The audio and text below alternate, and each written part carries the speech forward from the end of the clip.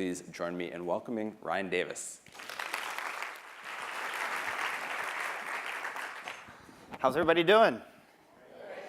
Oh, thank you for coming. You already heard a little bit about me, so I don't need to go into that. But that is a picture of me at 21 years old, campaigning for Governor Dean in Iowa, a state that we notoriously did not do very well in.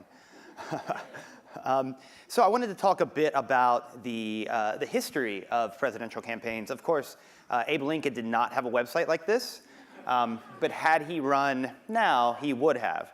But we do have a rich history of digital in presidential campaigns.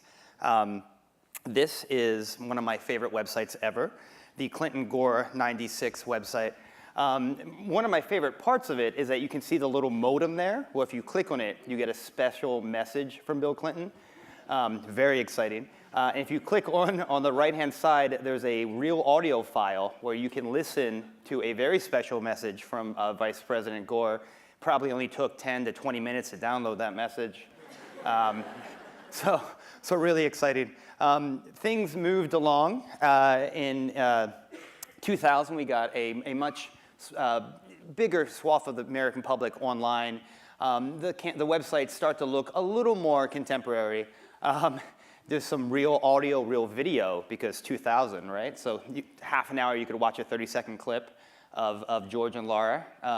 Great stuff. Go back and check it out. But you see the news and info, issues, calendar, get involved, contribute, all the stuff you start to see in a modern campaign website. In fact, John McCain scored one of the first big early digital victories when he raised a bunch of money after his surprise win in the New Hampshire primary. By 2004, Howard Dean had decided to run for president, long shot bid from a Vermont governor. Was able to raise a ton of money online, had really one of the first sophisticated email marketing, fundraising campaigns, mobilized voters on social media, which at that time meant Meetup and Yahoo groups. We've gotten slightly more sophisticated. But then about 62% of the American public was online. Moving forward to 2008, and things start to look a little better. We got 75% of the American public online. People think of 2008, and the media often says it was a social media election. The reality is, though, that only 100 million people were on Facebook at the time. So it wasn't really a social media election in the way that we think about now, where we've got 1.2 billion people on Facebook. By 2012, we're starting to look at the internet that we know and love, or know and tolerate now. We've got 83% of Americans online. We've got big data doing number crunching to do very specific targeting to voters across the country. And we've got a massive Facebook with over 1 billion users. So the scale in which we can communicate digitally radically increased. As you'll see from this slide, just seeing how quickly everybody got the internet. I think people forget that it took us a while to get to where we are. And now that we've sort of plateaued around 85% of the American adults online. And we've got our favorite election ever, right? 2016, it's inspiring, it's just the best of America every day. So here we are with our two candidates. Hillary Clinton, who I'm not gonna lie to you, I am supporting. And Donald Trump, who also has a website. So there were many lessons. In fact, coming up with this, I went from 10 to 15, back to 9. But this has been a fascinating campaign to watch from a digital perspective because we have our first, we have our first female candidate running for president, and we have our first internet comment running for president. So I think history has been made in both ways.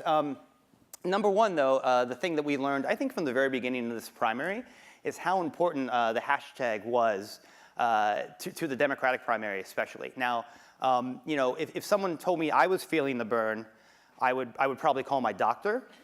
But that was before. Right, you get it now. That was before Bernie Sanders' campaign coined the phrase "feel the burn," which became the most successful hashtag easily of the cycle, probably in political history. Very, very early on in the campaign, he was able to use this hashtag to mobilize voters, to organize across platforms, which I think is what hashtags are best for. So you can find people talking about your topic on Twitter, or on Instagram, or on Tumblr, or on Pinterest, and all these ways where hashtags organize. And that became a very powerful thing for the campaign. And it allows for top-down and bottom-up organizing, right? So it's like people who are fans of Bernie can use the hashtag, and the campaign itself can use the hashtag, and everybody in between. So you've really got a united front there. A lot of political science folks took notice, and I think the great thing about this is it allows for, you can rally the troops, you can celebrate an accomplishment, and it's just everything in one hashtag. So a real success and a real rallying cry that was, gave Hillary Clinton, I think, the run for her money. So some of the takeaways about this, I would say test multiple hashtags before you settle on one. The Sanders campaign had a handful of hashtags. The Clinton campaign had a handful of hashtags before they settled on their Feel the Burn and I'm with her. Donald Trump has gone through many hashtags before he settled on MAGA, which is Make America Great Again. Don't go through that if you don't want to get your blood pressure up. Integrate your hashtag into your print marketing and signage. This is something that the Sanders campaign did incredibly well. In fact, the Sanders campaign in the primary, their integration between digital and field and earned media, I think was sort of unprecedented and incredibly smart stuff. And make sure your hashtag can be used in a sentence. Like the worst kind of hashtag is when you don't know where to put it in a tweet or on a Facebook post. I feel the burn, or I'm with her. These allow us to use a hashtag in a way that people would normally talk, and not just make your hashtag some sort of afterthought to a campaign. So number 2 is empower volunteers, and nobody empowered more volunteers this cycle than Bernie Sanders. His campaign had a basic army of coders that he found on Reddit and on other various websites, and the campaign began to coordinate with pretty early on. So unlike a lot of traditional campaigns that you say, hey, I want to volunteer, they go, okay, go knock on doors or go make some phone calls. The Sanders campaign gave people real tasks that they could do based on their skill set. So out of this came a lot of useful stuff, but some of my favorite stuff was less useful. The Bernie Sanders emoji kit, which I don't think won him that many votes, or the Bernie B&B, where a Bernie Sanders supporter could come and live at your house for a while. Very fun. Now illegal in New York, probably, thanks to Governor Cuomo, but definitely a fun thing. The Clinton campaign did similar things where they would find really excellent pieces of content that volunteers had made, and then they would bring them up to the main page and use them to promote a lot of their important work. They also worked with volunteers to help create a whole series of really fun, vintagey pins and stuff that could be used in micro fundraising.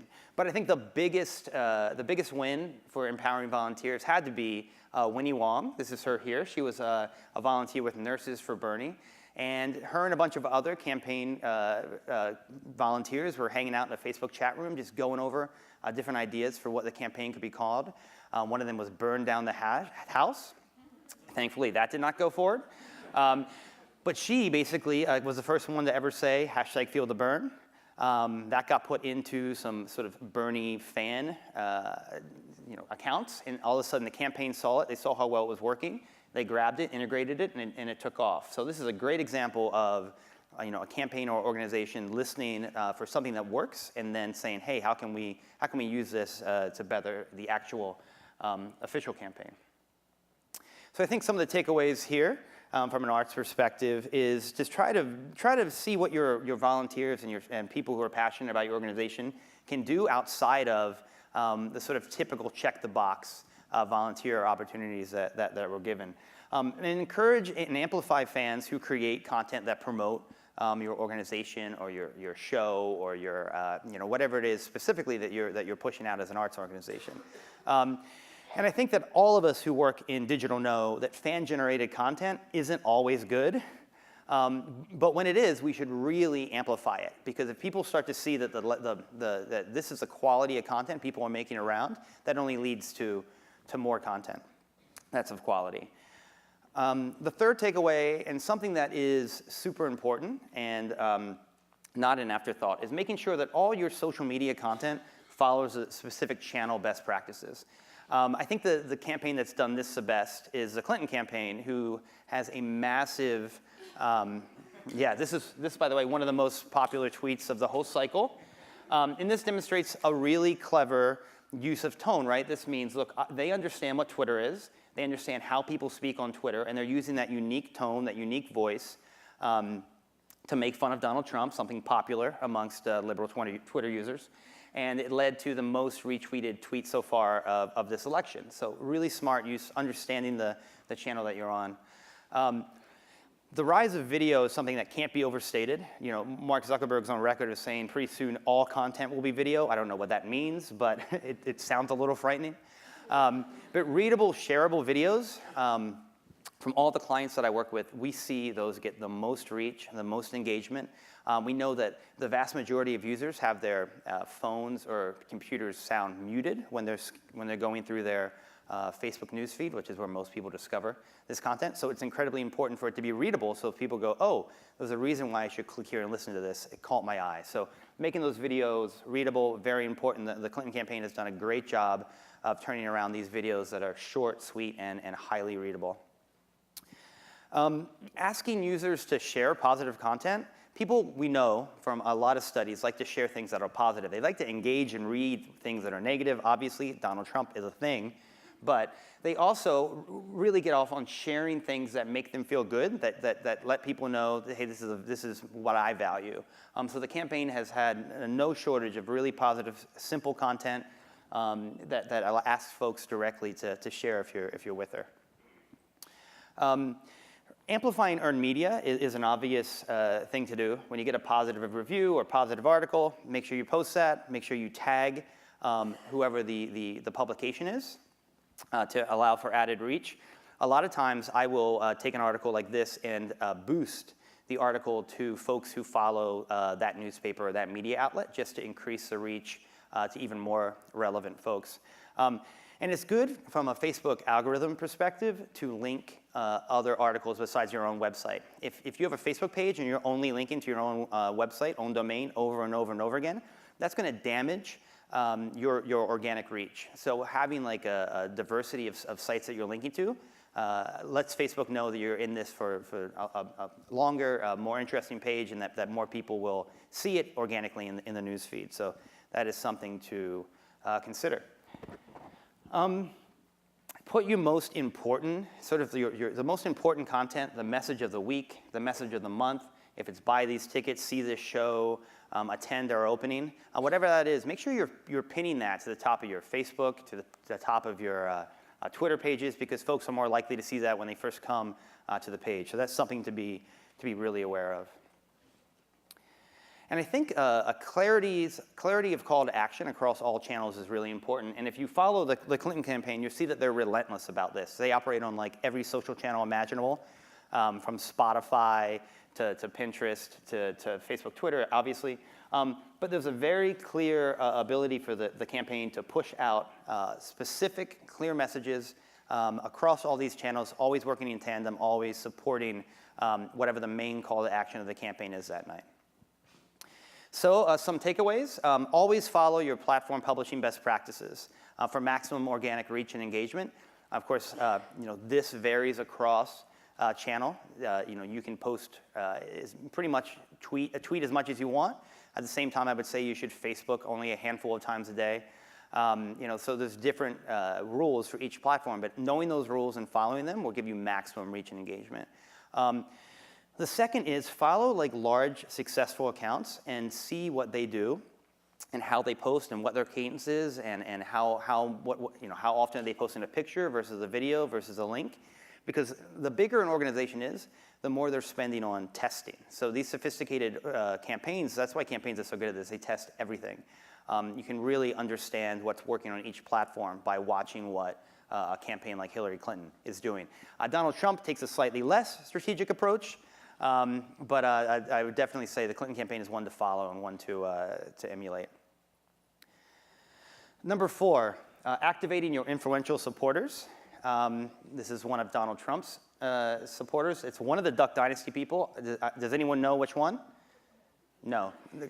Good crowd, my kind of audience. Hillary has different supporters, so that's something.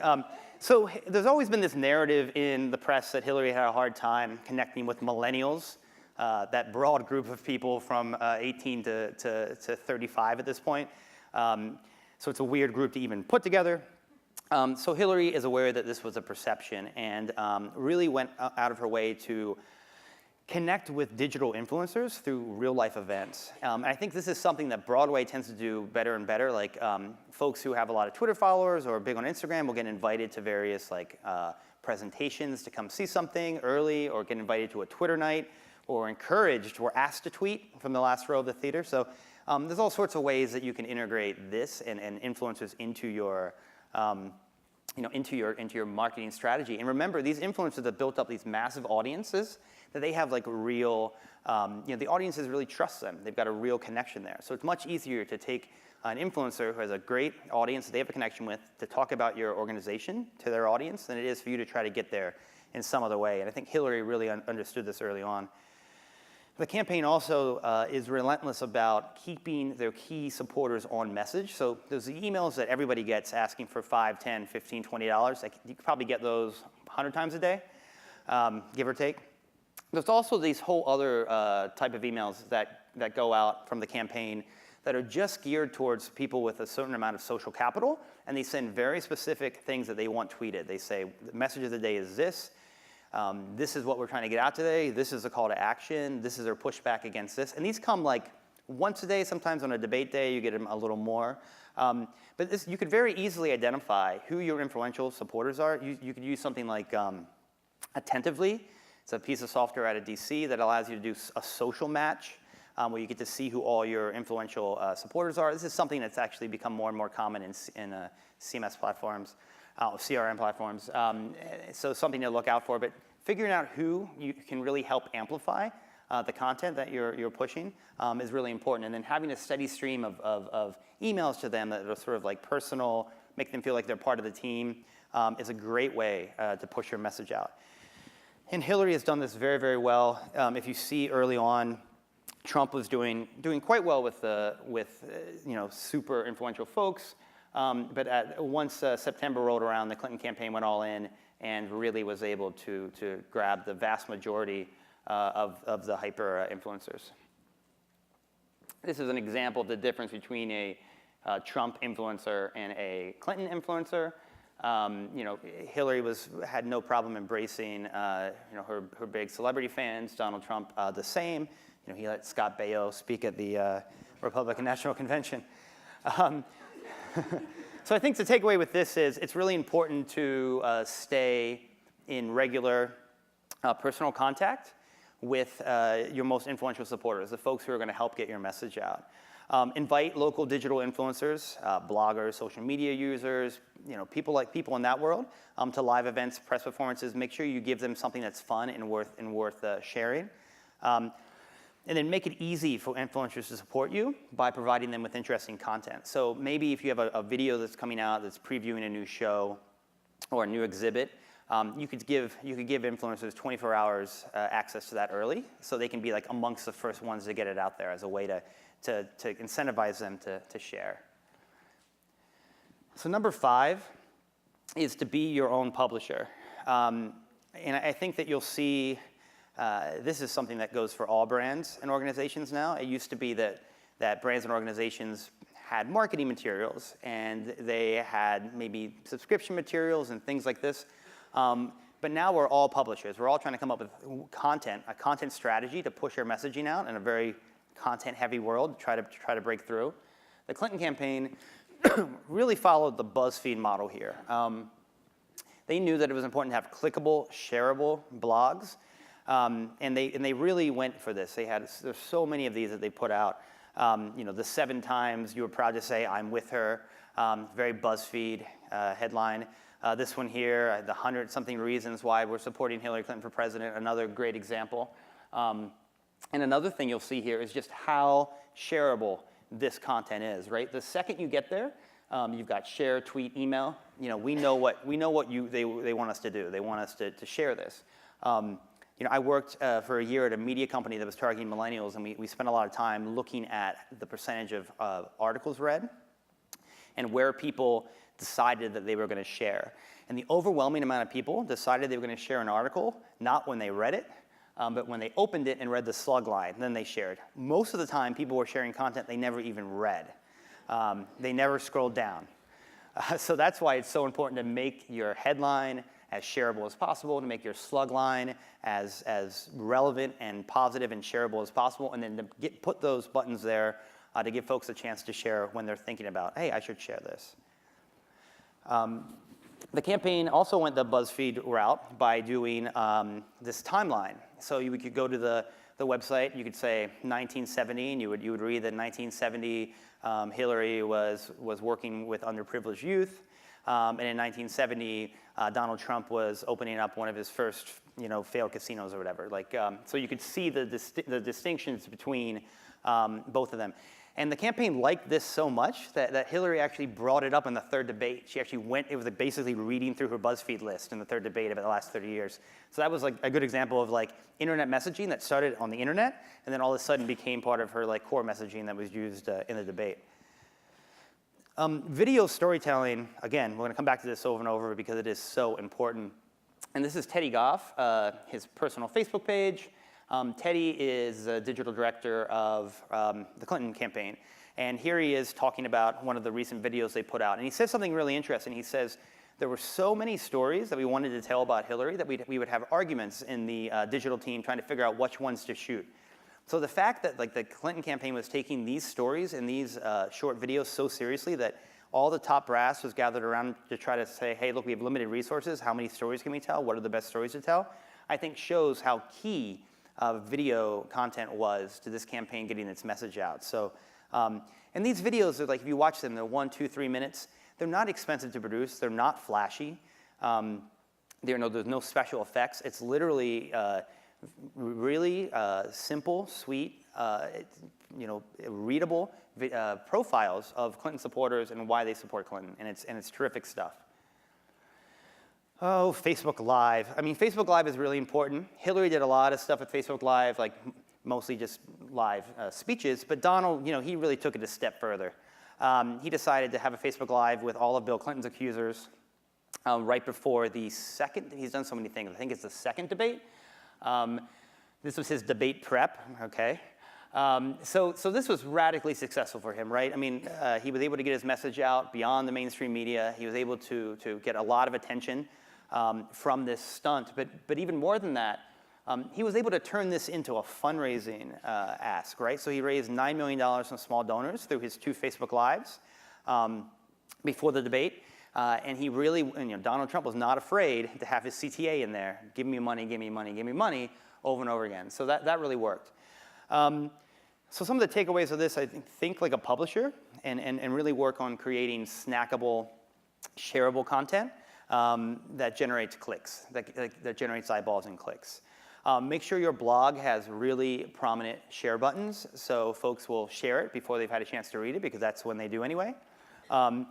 Take advantage of these emerging broadcast technologies like Facebook Live. Facebook Live is amazing. Facebook is obsessed with it and will give newsfeed benefits to any organization that uses it. You can now schedule a Facebook Live in advance.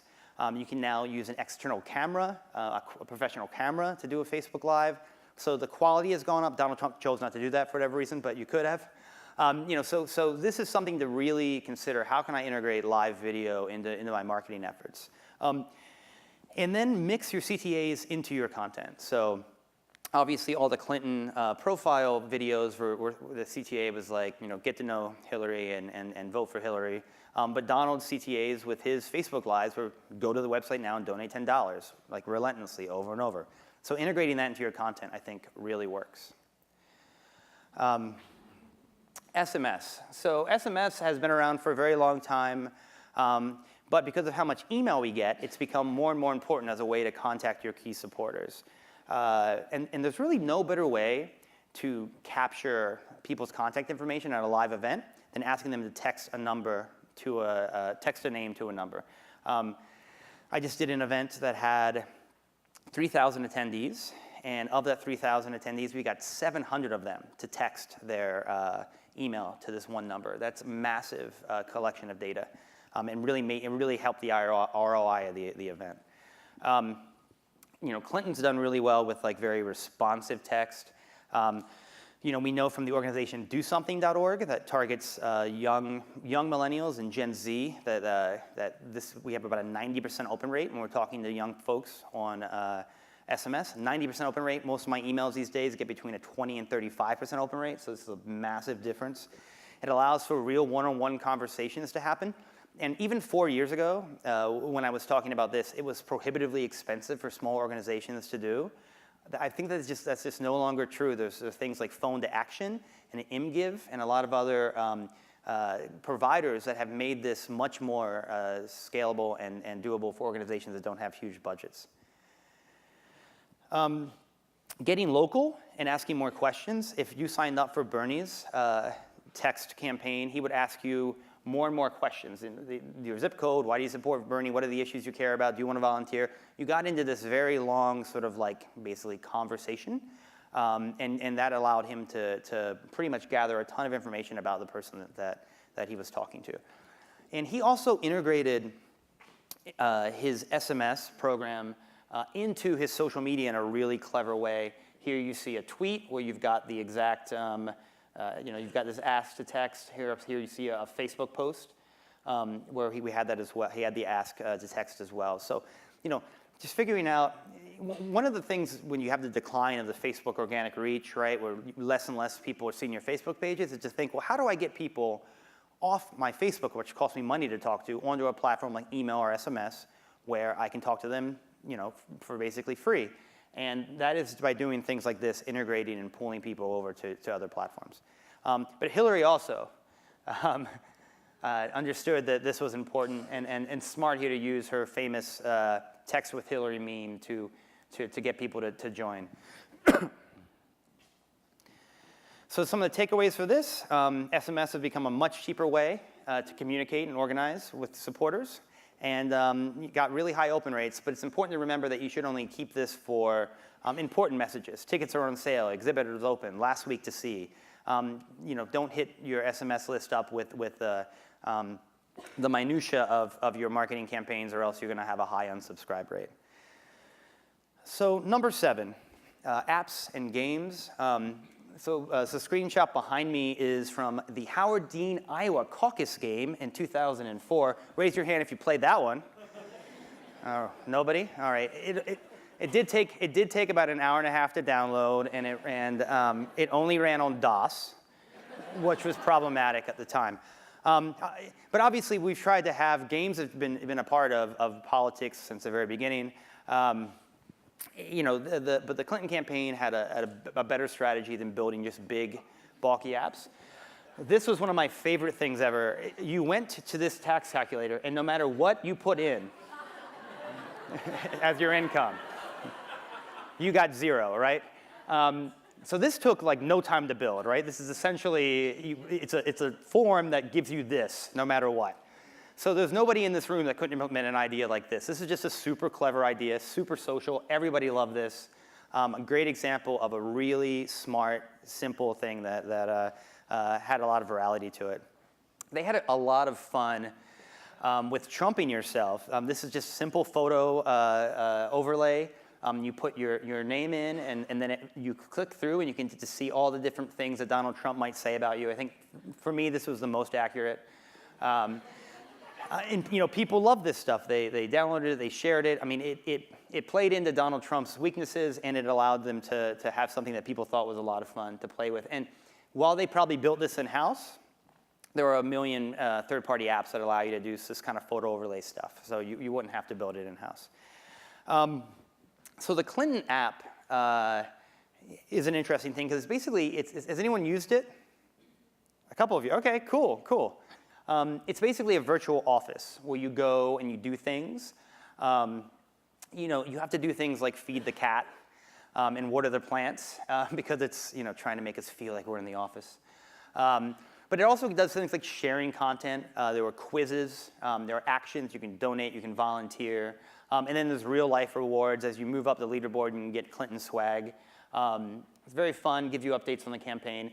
And then they just launched very recently. So in 2008, we had this really awesome peer-to-peer sharing tool on Facebook where we said, like, are you going to vote for Obama? And you said yes. And I said, great. And then we pulled all your friends who were in Ohio and Pennsylvania, and we said, ask them to vote for Obama now, too. And then you click yes, and it shared with that. That was really awesome. Facebook said, hey, wait a minute. That seems a little too sneaky for its own good. And they pulled the opportunity to do that. No longer does Facebook allow that kind of data pool. That was called targeted sharing. But in the new version of the Hillary app, they brought that back, except using your iPhone's contact list. So you can share with people, register to vote, get out the vote from the actual app. So they brought back a lot of that functionality and put it off of Facebook, and it's just using your iPhone. So while the tool looks cute, with the cat and the feeding the fish and stuff, in reality, it's a very powerful tool to get out the vote for young people. So this just happened, and I thought was so clever. So every time that Donald Trump tweets, you can sign up to donate to the Clinton campaign.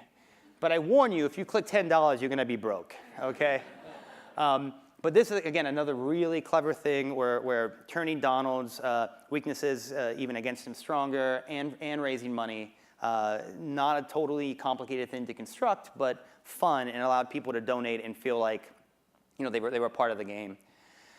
So some of the takeaways for this would be, even simple, shareable quizzes and creative apps can be highly shareable. It doesn't always have to be some tech-heavy app that you're building. It can be something light, sweet, and funny. And then remember to integrate all this into your fundraising or into whatever you're trying to do. You're trying to sell tickets, you're trying to raise money, integrate those big CTAs, those big goals into these projects that you're doing and allow, make the success state page of one of these a donate now, or a buy your tickets to the next show now. Just really try to integrate that. So the next one is PaytoPlay. How many of you manage an organization's Facebook page? All right, keep your hands up. How many of you have noticed a decline in organic reach? If that's true, lower your hands. So almost everybody? Is there anybody here defend organic reach? One person, all right. So social media has increasingly become a pay-to-play environment. We know that digital advertising spend is up 5,000% from the last. That's a big number, right? It's a good time to be in the digital ad game. At the same time, what we're seeing is that TV advertising doesn't work as well. If TV advertising worked as well as it did 20 years ago, Jeb Bush would be the nominee, the Republican nominee, right? He spent $100 million on advertising that presumably people just saw when they were asleep at their armchair at 2 in the morning in New Hampshire. It did not work for him. And in a similar way, Hillary has outspent Trump on TV a ton, but there hasn't been much of a correlation between spending and polls as a way you would have seen in 2000 or even 2004.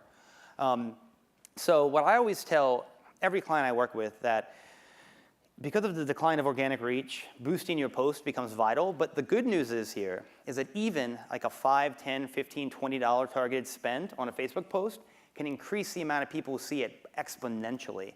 I mean, I've gone from seeing clients that have like 100, 200, 300, 400 people seeing their post. If they put $10 behind it, all of a sudden it's 3,000, 4,000. So it can really increase the amount of people who see your post, increase the amount of engagement. So any content you're producing that you actually care if people see it, make sure you're boosting that something so it can really get out there and have a chance to be seen. So the number 9 learning here is that email is still king. It's Hillary Clinton's least favorite topic, email. But it is still one of the most important ways that folks work. This is a screenshot of the emails that Hillary sent me on the 19th and the 20th. So several emails. I think I'm only on one list, too. So, it's really intense. This is Teddy Goff again saying that email, it's not sexy, but it's still the most powerful tool in our toolkit. He goes on to say it's still the number 1 place we get volunteers and the number 1 place that we raise money. But one of the dangers of running an email list aggressively is churn, meaning folks will subscribe, you email them too much, and they unsubscribe. So the most important thing you can be doing is to always be acquiring emails. This is the theater crowd. I thought they'd get a bigger laugh. I'm disappointed. I know it's not a musical yet. Always be acquiring is incredibly important. You always want to have a low burn campaign that is acquiring email addresses fresh, so you can continue to market at a full clip. And this is something one of my favorite DC agencies is called Rising Tide Interactive, and they do a lot of the paid media for liberal causes.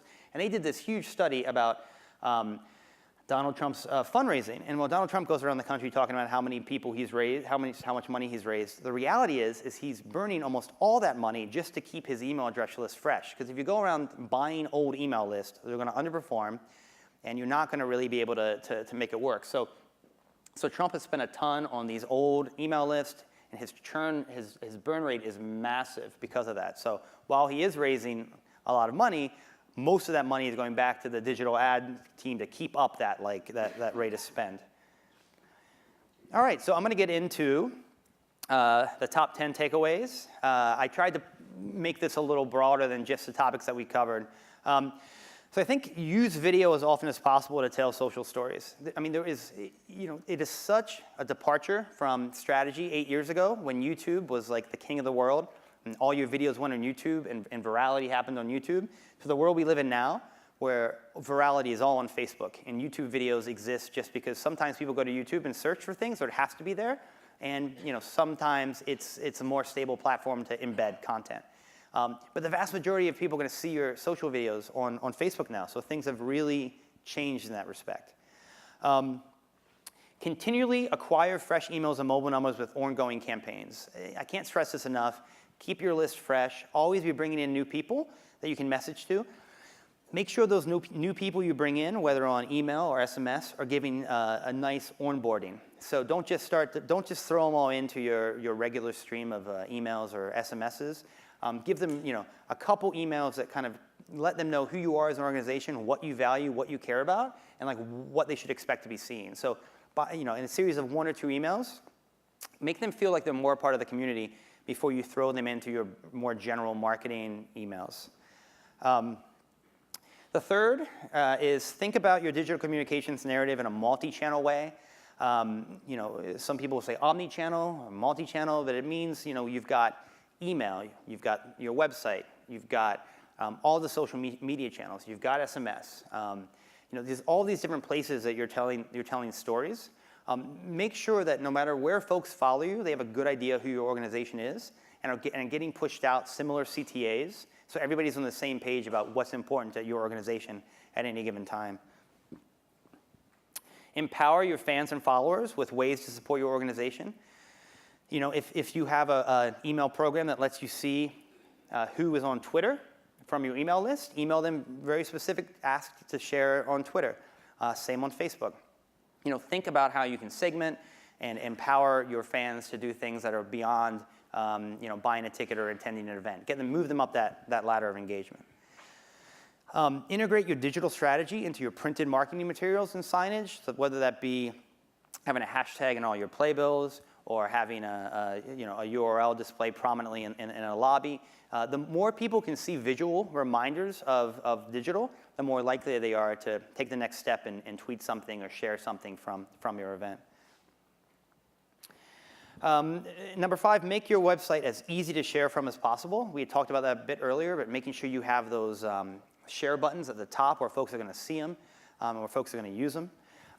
Think mobile first when you're planning campaigns. I don't know about you folks, but a lot of clients that I work with have 55% of their website now is mobile traffic. So they've crossed over from desktop to mobile. Depends on who your audience is. Obviously, if your audience is younger, that's going to be the case. If they're slightly older, that might not be the case. But starting to think mobile first when you're planning your campaigns is super important. I've sat through so many agency pitches where they've shown me things they're going to do, and it's always on desktop, and I'm like, nobody is looking at my site on desktop, so how will this affect us over mobile? Really important. Keep a clear eye on your most important digital goals and pursue them. Don't be an organization that tracks 75 numbers. And of those 75 numbers, only 5 matter, right? And I get so frustrated with clients who say, we want to track this number, this number, this number, this number. And I'm like, well, none of those numbers actually matter, right? What really matters is Facebook shares, unique traffic to site, retweets. Like pick a handful of numbers on each platform that matter, and track those. Because if you get lost in Excel world where you're tracking everything, you start to just run at numbers, and you're not thinking strategically about why do we have this number, what are we trying to achieve. So keep a clear eye on your most important digital goals. I promise you, your most important digital goal is not hitting a certain number of Facebook likes. That is not it, okay? So think about what it is and pursue it.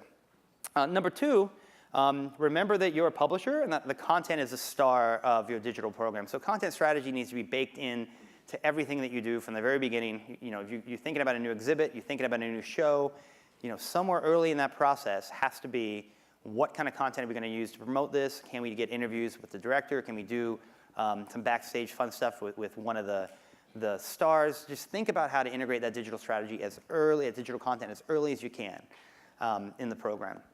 And I think the number 1 takeaway from this whole thing is make sure you change your email password as often as possible.